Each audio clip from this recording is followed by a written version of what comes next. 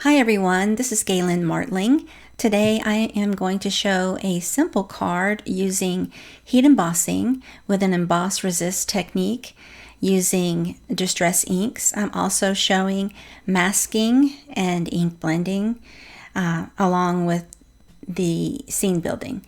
And so I'm using Unity Stamp Company stamps and dies. It is Winter Wonderland Walk for the stamping, Blessed and Happy Everything for the sentiments, and Postage Stamp nesting dies. And so I go ahead and use the original Misty or Misty stamping tool and place the trees where I think I want them to be. Now I wanted them to be on one side of the card to mimic sort of like a hill or a ground scene and then a sky scene.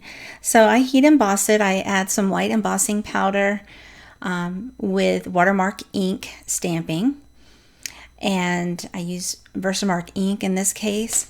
So I go ahead and heat set that using a heat tool that you may have on hand, and you see it looks shiny, but it doesn't show up yet. When we add ink, you'll see how the scene just really starts to pop. I use Post-it tape to just mask off maybe about 1/4 of an inch on each side of that rectangle. I also use pixie tape for the back of this panel to keep it in place, and a plastic craft sheet by Ranger to just kind of keep the mess contained. And so I go ahead and do circular motions with 3 shades of distress ink.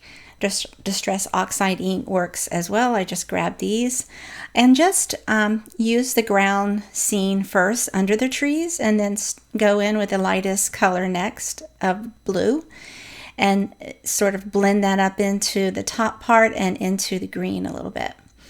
And then I go with a darker shade of blue. I wanted this to be more rich on the outer edges and the top, and just sort of blend it in to that lighter shade a little bit so that you could see a slight ombre look in the sky a little bit.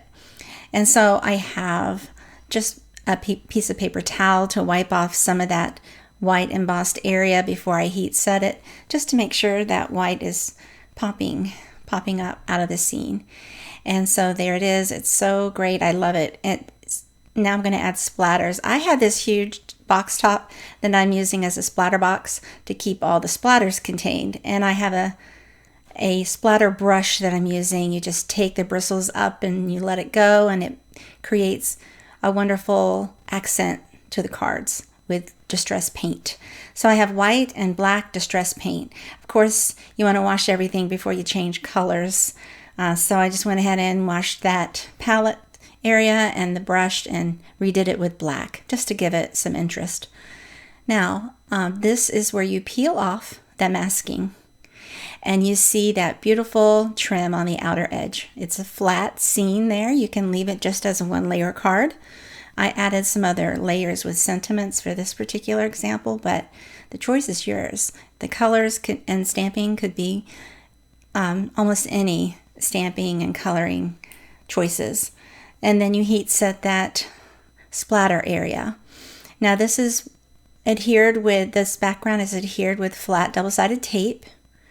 And this sentiment is with a little piece of foam tape to pop it up.